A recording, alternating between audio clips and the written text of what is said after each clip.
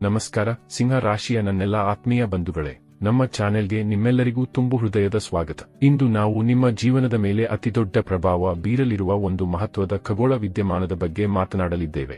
ಆತ್ಮೀಯರೇ, ಜ್ಯೋತಿಷ್ಯ ಶಾಸ್ತ್ರದಲ್ಲಿ ಕರ್ಮ ಫಲದಾತ, ನ್ಯಾಯದ ದೇವತೆ ಎಂದು ಕರೆಯಲ್ಪಡುವ ಶನಿ ದೇವನು ಮುಂಬರುವ ಜುಲೈ 27, 2026 ರಂದು ವಕ್ರಿಯಾಗಲಿದ್ದಾನೆ. ಇದು ಸಿಂಹ ರಾಶಿಯವರ ಜೀವನದಲ್ಲಿ ಒಂದು ಮೈಲಿಗಲ್ಲಾಗಲಿದೆ.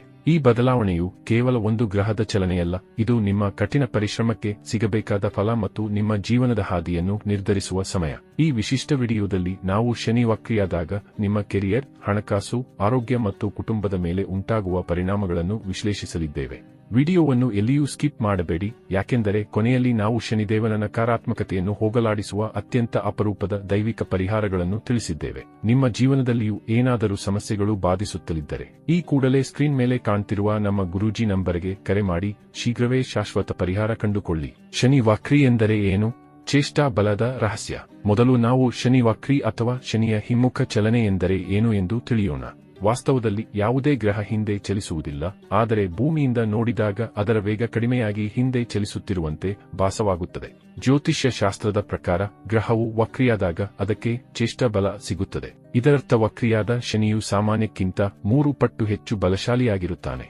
ಶನಿ ದೇವನು ದಂಡನಾಯಕ, ಅಂದರೆ ನಮ್ಮ ಕರ್ಮಗಳ ಲೆಕ್ಕಾಚಾರ ಇಟ್ಟುಕೊಂಡು ಅದಕ್ಕೆ ತಕ್ಕಂತೆ ಶಿಕ್ಷೆ ಅಥವಾ ಬಹುಮಾನ ನೀಡುವವನು.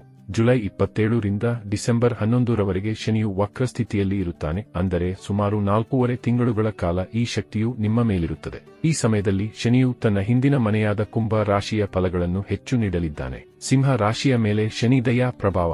ಸಿಂಹ ರಾಶಿಯವರೇ, ಪ್ರಸ್ತುತ ನಿಮ್ಮ ಮೇಲೆ ಶನಿ ದಯಾ ನಡೆಯುತ್ತಿದೆ. ಶನಿಯು ನಿಮ್ಮ ರಾಶಿಯಿಂದ 8ನೇ ಮನೆಯಲ್ಲಿ ಮೀನ ರಾಶಿಯಲ್ಲಿ ಸಂಚರಿಸುತ್ತಿದ್ದಾನೆ. ಜ್ಯೋತಿಷ್ಯದಲ್ಲಿ 8ನೇ ಮನೆಯ ಶನಿಯನ್ನು ಸ್ವಲ್ಪ ಕಷ್ಟಕರ ಎಂದು ಪರಿಗಣಿಸಲಾಗುತ್ತದೆ.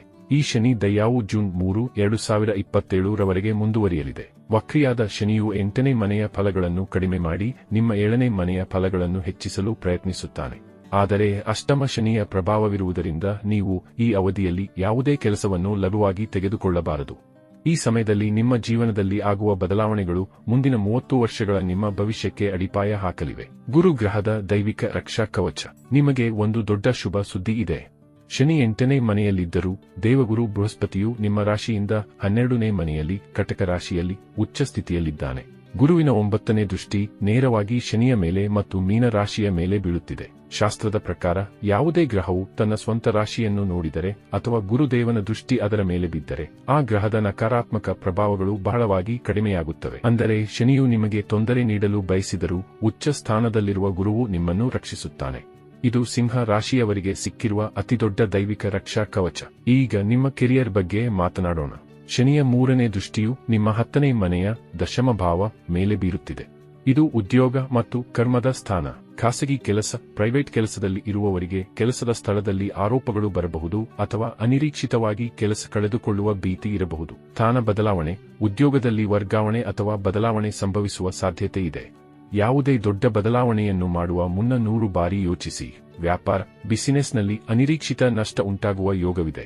ಹೂಡಿಕೆ ಮಾಡುವಾಗ ಅಥವಾ ಹೊಸ ಒಪ್ಪಂದಗಳಿಗೆ ಸಹಿ ಮಾಡುವಾಗ ಅನುಭವಿಗಳ ಸಲಹೆ ಪಡೆಯಿರಿ.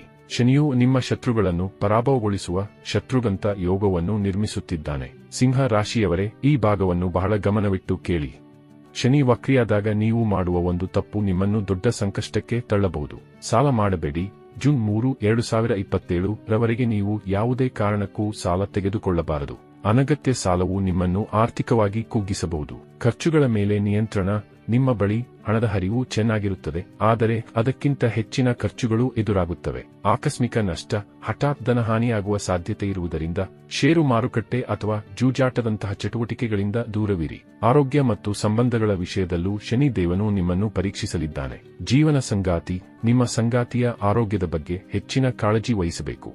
ಅವರ ಭಾಗ್ಯೋದಯವಾಗುವ ಸಾಧ್ಯತೆ ಇದ್ದರೂ ಆರೋಗ್ಯದ ಏರುಪೇರು ನಿಮ್ಮನ್ನು ಚಿಂತೆಗೀಡು ಮಾಡಬಹುದು. ಸ್ವಂತ ಆರೋಗ್ಯ. ಅಷ್ಟಮ ಶನಿಯು ಗಾಯ ಅಥವಾ ಅಪಘಾತಗಳನ್ನು ಸೂಚಿಸುತ್ತದೆ, ಆದ್ದರಿಂದ ವಾಹನ ಚಲಾಯಿಸುವಾಗ ಬಹಳ ಎಚ್ಚರಿಕೆ ಇರಲಿ. ಸಂಬಂಧಗಳು, ಸಂಗಾತಿಯೊಂದಿಗೆ ಸಣ್ಣಪುಟ್ಟ ಭಿನ್ನಾಭಿಪ್ರಾಯಗಳು ಮೂಡಬಹುದು. ಅವಿವಾಹಿತರಿಗೆ ವಿವಾಹವಾಗುವ ಯೋಗವಿದೆ, ಆದರೆ ಅದು ಸಂಯಮದಿಂದ ಮಾತ್ರ ಸಾಧ್ಯ. ಸಂಕಷ್ಟಗಳ ನಡುವೆ ಕೆಲವು ಅದ್ಭುತ ಲಾಭಗಳು ನಿಮಗಿವೆ. ವಿದೇಶ ಪ್ರಯಾಣ.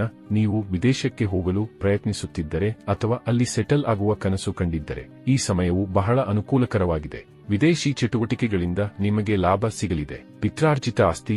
8ನೇ ಮನೆಯು ಗುಪ್ತಧನ ಮತ್ತು ಪಿತ್ರಾರ್ಜಿತ ಆಸ್ತಿಗೆ ಸಂಬಂಧಿಸಿದ್ದು, ಹಳೆಯ ಆಸ್ತಿ ವಿವಾದಗಳು ಬಗೆಹರಿದು ನಿಮಗೆ ಲಾಭವಾಗುವ ಸಾಧ್ಯತೆ ಇದೆ. ಆಧ್ಯಾತ್ಮಿಕ ಬೆಳವಣಿಗೆ. ಅಷ್ಟಮ ಶನಿಯು ನಿಮ್ಮನ್ನು ಆಧ್ಯಾತ್ಮದತ್ತ ಸೆಳೆಯುತ್ತಾನೆ. ಗೂಢ ರಹಸ್ಯಗಳನ್ನು ತಿಳಿಯಲು ಅಥವಾ ಮಂತ್ರತಂತ್ರದಂತಹ ವಿಷಯಗಳಲ್ಲಿ ಆಸಕ್ತಿ ಹೊಂದಲು ಇದು ಸರಿಯಾದ ಸಮಯ. ಬಂಧುಗಳೇ, ಶನಿ ದೇವನ ಕೆಟ್ಟ ದೃಷ್ಟಿಯಿಂದ ಪಾರಾಗಲು ಈ ವಿಶೇಷ ಪರಿಹಾರಗಳನ್ನು ಪಾಲಿಸಿ. ಶನಿವಾರದ ದಾನ. ಪ್ರತಿ ಶನಿವಾರ ತಪ್ಪದೇ ದೇವಸ್ಥಾನಗಳಿಗೆ ಭೇಟಿ ನೀಡಿ ಏನನ್ನಾದರೂ ದಾನ ಮಾಡಿ. ಅಪರೂಪದ ಪರಿಹಾರ. ಸ್ಮಶಾನ ಭೂಮಿಯಲ್ಲಿ ನೀರು ಅಥವಾ ಕುಡಿಯುವ ನೀರಿನ ವ್ಯವಸ್ಥೆ ಮಾಡಿದರೆ ಶನಿಯ ನಕಾರಾತ್ಮಕ ಪ್ರಭಾವಗಳು ಗಣನೀಯವಾಗಿ ಕಡಿಮೆಯಾಗುತ್ತವೆ. ಸಿಂಹ ರಾಶಿಯವರೇ, ಶನಿ ದೇವನ ಮೇಲೆ ನಂಬಿಕೆ ಇಡಿ. ನಿಮ್ಮ ಕರ್ಮಗಳು ಶುದ್ಧವಾಗಿದ್ದರೆ ಫಲವು ಖಂಡಿತ ಸಿಗುತ್ತದೆ. ಈ ಮಾಹಿತಿ ಇಷ್ಟವಾಗಿದ್ದರೆ ವಿಡಿಯೋ ಲೈಕ್ ಮಾಡಿ ಮತ್ತು ಕಾಮೆಂಟ್ ಬಾಕ್ಸ್ನಲ್ಲಿ ಜೈ ಶ್ರೀರಾಮ್ ಎಂದು ಬರೆಯಿರಿ. ಧನ್ಯವಾದಗಳು.